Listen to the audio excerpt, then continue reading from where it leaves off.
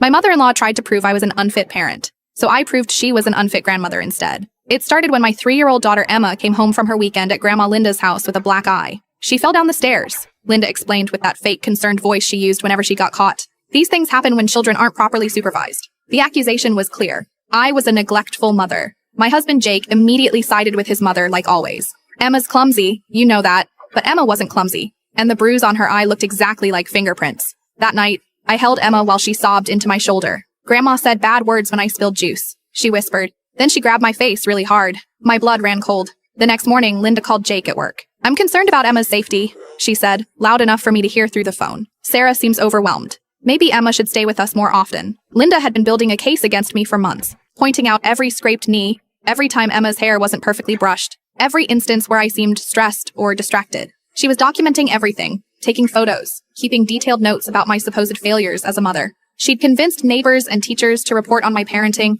twisted normal childhood accidents into evidence of neglect. What she didn't know was that I'd started documenting everything too. But Linda was always one step ahead. She had a folder full of evidence against me, character references from people in our community, even photos of our house taken from outside. When Jake suggested Emma spend the entire summer with his parents, I knew Linda's plan was working. It would be good for her, he said, and you could use the break. That's when I realized my marriage was over. But first I had to protect my daughter. I made a decision that would change everything. The next Friday, instead of dropping Emma off at Linda's house, I installed a hidden camera in Emma's favorite stuffed animal, a pink bear she took everywhere. The camera was tiny, undetectable, and would record everything for 12 hours. I dropped Emma off with my usual smile. Have fun with Grandma, sweetheart. Linda barely looked at me. We'll call if there are any problems, she said coldly. 12 hours later, I picked up Emma and her bear. She was quieter than usual, but Linda seemed pleased with herself. Emma was much better behaved today, she announced. She's learning proper discipline. That night, after Emma was asleep, I connected the camera to my laptop. What I discovered in that footage would destroy Linda's perfect grandmother image forever.